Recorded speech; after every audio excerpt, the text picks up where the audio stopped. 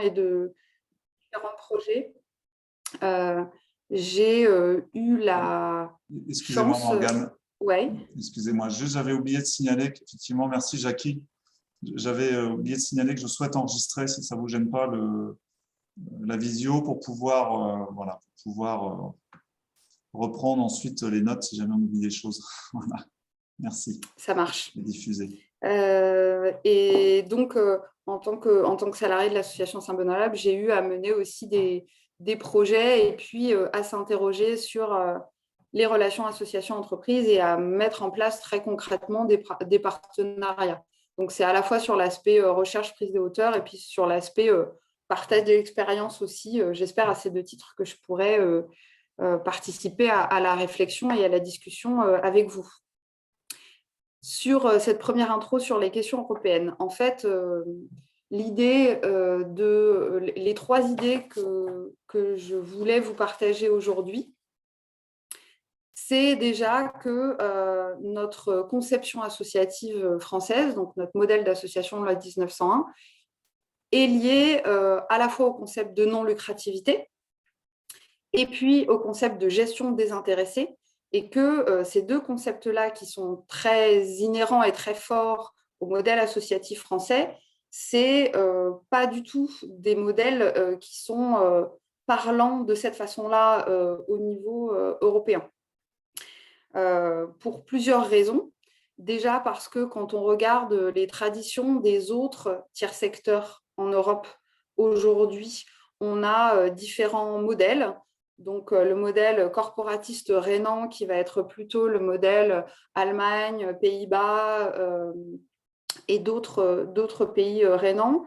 Le modèle méditerranéen plutôt d'Europe du Sud, le modèle sociodémocrate des pays scandinaves et le modèle anglo-saxon et d'autres modèles Balkans, etc., qui sont des modèles qui ont été théorisés par une chercheuse qui s'appelle Edith Archambault. Et ce que je souhaiterais développer, c'est justement, quand on se verra au mois d'avril, c'est comment cette histoire-là, elle est vraiment propre aux différents pays, à des bassins géographiques, mais aussi à une histoire qui est liée au rôle de l'État, au rôle des églises, des syndicats, du marché, et que tout ça participe aujourd'hui au positionnement en fait, des organisations du tiers secteur en Europe. Je reviens sur le modèle de tiers secteur parce qu'en fait, c'est une terminologie qui existait beaucoup jusque dans les années 80-90 et qui existe beaucoup moins dans les textes européens depuis les années 2000. En fait, le tiers secteur, c'est vraiment une définition en creux par ce qu'il n'est pas, c'est-à-dire que nous, associations sociales, médico-sociales, nous faisons partie du tiers secteur, mais de la même manière que des coopératives italiennes, de la même manière que certaines organisations de l'économie sociale et solidaire, un peu partout en Europe. Et c'est une définition qui est très large, qui n'est donc ni le marché, ni l'État. Mais on voit bien qu'il y a une zone grise qui est très importante. Et de plus en plus, en fait, notamment la variante anglo-saxonne, qui nous vient du Royaume-Uni et d'Irlande, et qui s'est beaucoup développée aux États-Unis et au Canada. Cette conception-là, qui est plutôt sur un rôle très faible de l'État et une organisation du marché qui reprend les théories Adam Smith, la main invisible, c'est-à-dire non-interventionnisme de l'État et gestion du marché pour réguler les relations entre les organisations, elle a beaucoup inspiré notamment un certain nombre de politiques européennes. Et comme on est dans une Union européenne qui a été créée pour des raisons économiques, puisque traité de Maastricht et au début communauté du charbon et de l'acier, c'était vraiment imbriquer les économies européennes à l'après-guerre pour éviter que les États européens se refassent la guerre. Donc, on a une Union européenne qui est très centrée sur des questions économiques et donc qui ne perçoit les organisations que par leur biais économique. Et finalement, ça, c'est un développement de l'idéologie, de cette idéologie plutôt néolibérale qui a irrigué les institutions européennes. Ces organisations du tiers secteur, aujourd'hui, elles sont appréhendées à l'aune de leurs activités économiques et pas à travers leur modèle organisationnel. En d'autres termes, le statut juridique des opérateurs au niveau européen est sans incidence. C'est-à-dire que l'Union européenne, en principe, n'attache du moins aucune importance au type d'opérateur. C'est-à-dire que vous soyez privé commercial, privé à profit social, public, non lucratif, pour l'Union européenne, ça n'a pas d'importance, sur le principe, il ne doit pas y avoir de nivellement par le haut, par le bas, en tout cas pas de différence sur le statut de l'opérateur. Ce qui compte, c'est le type d'activité qui est produit.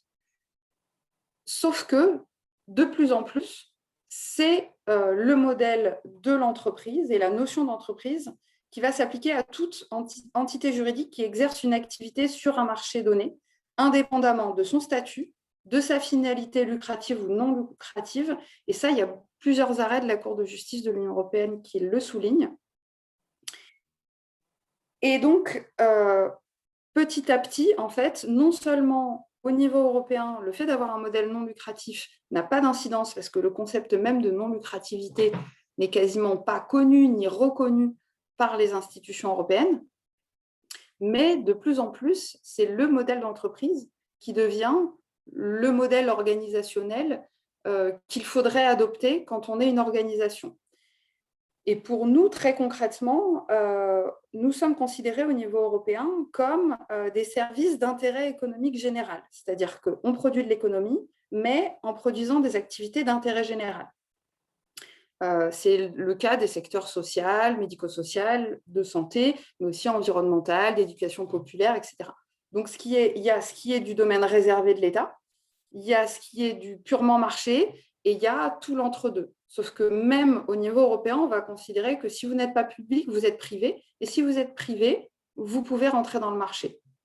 Bien sûr, j'essaye de faire synthétique et donc je pousse un peu le trait, mais c'est quand même comme ça que c'est présenté dans les traités et dans la réglementation européenne petit à petit. Cette conception d'entreprise comme un peu l'étalon or de ce que doit être une organisation quand elle n'est pas une organisation publique, petit à petit, ça a complètement irrigué les réglementations européennes qui ont impacté notre secteur et ça nous pousse de plus en plus à nous mettre dans ce modèle d'entreprise. C'est-à-dire que la directive service de 2009, qu'on a appelée la directive Bolkestein, a fait rentrer le secteur des personnes âgées, le secteur de la petite enfance dans un secteur concurrentiel, en les considérant comme des services. Et quand je dis la directive, ce n'est pas la directive européenne qui dit exactement ça, c'est l'application en droit français et par les autorités françaises de l'époque de justement de la directive. Une directive, elle donne pas, c'est pas comme un règlement, une directive, elle vous donne une ligne de conduite, elle vous donne un objectif à atteindre, et après, c'est aux États d'interpréter selon leurs droits comment mettre en œuvre ça. Donc, elle a donné cette impulsion, mais il y a eu aussi une volonté du droit français de sélectionner ces secteurs comme des secteurs où il y avait du besoin et pas assez d'opérateurs, et donc de l'ouvrir au secteur privé lucratif. Les paquets aussi, Monti Cruz et Almunia, c'est-à-dire toute la réglementation sur les aides d'État. Et si vous gérez des organisations avec des budgets, je pense que vous avez déjà entendu parler de la réglementation relative aux aides d'État. Les directives aussi sur les marchés publics et les concessions, qui datent de 2016. Et puis, le concept de non-lucrativité que j'ai abordé tout à l'heure. Toutes ces réglementations et bien d'autres, là, je vous ai cité les principales, en fait, petit à petit, elles participent en fait, à assimiler des associations à des entreprises, ou en tout cas à considérer qu'elles pourraient avoir un modèle d'entreprise, ça reviendrait au même. Et dans l'étude, l'idée, c'est de montrer que non seulement ce qu'on fait a du sens, donc si on produit une activité sociale, ça a du sens, mais la manière dont on le fait, c'est-à-dire son mode d'organisation, si on a une gouvernance démocratique, si on a un modèle non lucratif, les valeurs qu'on défend incarnées dans le fonctionnement de l'organisation sont aussi importantes que ce qu'on produit. Et tout ça, en fait, notamment la possibilité d'avoir des bénévoles, tout ce qu'on appelle les valeurs réciprocitaires, sont inexistantes aujourd'hui dans la prise en compte. On a du mal à les valoriser, on a du mal à repenser ça. Et en fait, tout ça va progressivement nous contraindre d'une certaine façon à adopter un modèle d'entreprise de plus en plus et à ressembler de plus en plus à ce que sont les entreprises sociales dans le modèle anglo-saxon, parce que, en fait, à force de répondre à des marchés publics, à des appels d'offres, enfin, on a de plus en plus ce type d'organisation et on doit de plus en plus répondre en tant qu'opérateur privé sur des marchés concurrentiels. Et à force d'avoir cette réglementation, on a ce qu'on appelle un isomorphisme institutionnel, c'est-à-dire qu'on adopte les mêmes atours que si on avait un fonctionnement d'entreprise. Et on revient sur le très long débat et ancien débat de les contraintes gestionnaires versus le militantisme et toute cette question des valeurs. Donc, pour en résumer, non seulement les associations sont assimilées aux entreprises lucratives au niveau européen, mais en plus, elles sont poussées de plus en plus vers ce modèle. Donc, quand on parle de relations association-entreprise, il faut savoir qu'on en parle de notre point de vue français, dans ce qu'on considère être une association et dans ce qu'on considère être une entreprise. Mais dès qu'on se situe au niveau européen, on voit bien que les choses sont plus aussi noires et blanches, entre guillemets, qu'on peut les poser et qu'on est considéré comme des agents économiques aussi, à finalité sociale, mais des agents économiques quand même, et qu'un certain nombre de réglementations, notamment, vous avez des influences du New Public Management, les questions d'évaluation, d'audit, d'impact social, toutes ces réglementations-là que je voulais un peu plus développer vont aussi progressivement influencer nos manières de faire et nos manières de fonctionner en tant qu'organisation. Alors, comment tourner ces constats, entre guillemets, à notre avantage? Les pistes d'action qui vont me permettre ensuite d'introduire la suite que Caroline va vous proposer. Pour moi, c'est à la fois avoir un langage plus lisible pour les entreprises, parce que si finalement on adopte de plus en plus un fonctionnement d'entreprise, et ben pour nos partenariats avec les entreprises, c'est de plus en plus des langages similaires, des modes de fonctionnement similaires, et finalement, ça nous permet de dialoguer sur un niveau de plus en plus égalitaire. Ensuite, il y a l'idée quand même que sur une hybridation des modèles avec une diversification des types de financement, même si on n'en est pas du tout encore sur des 50-50 dans nos budgets, on a progressivement une indépendance vis-à-vis de l'État sur un certain nombre de projets qui peut avoir une dynamique intéressante. Morgane. Et enfin, oui. Oui, excusez-moi. Je suis désolé, je suis obligé de vous couper. Ouais. J'ai un petit souci technique. Je viens de recevoir un message comme quoi ma session allait se couper. Alors, je ne comprends pas parce que c'est une session que j'avais avec la fac et normalement, je dois pouvoir faire plus de 40 minutes. Et là, il vient de m'annoncer que la session allait se couper. Donc, il reste à peu près 1 minute 20. Donc, c'est pour ça que j'avais remis un lien en bas, mais j'ai l'impression qu'il m'a ressorti le même dans le chat pour qu'on puisse se reconnecter juste derrière. Donc, je suis vraiment désolé pour ce souci technique. Je n'avais pas prévu. J'ai encore fait une visio avant-hier et ça marchait très bien. Et donc, je ne sais pas si Zoom a supprimé les accès. Je vais regarder, il faut quitter et rejoindre. Moi, j'ai recliqué sur votre lien, il me dit de quitter et rejoindre. Donc, il faut que je fasse ça. Tu veux que j'en crée une, Arnaud, de session? Jackie, je veux bien. Si tu peux créer, au niveau de l'ADC, je suis désolé. Sur le compte de l'ADC, je le fais. Ouais. Comme ça, on va se reconnecter sur un autre lien. Je ne sais pas si tout le monde a entendu. J'essaie de vous l'envoyer avant que… Tu peux nous transmettre, Arnaud.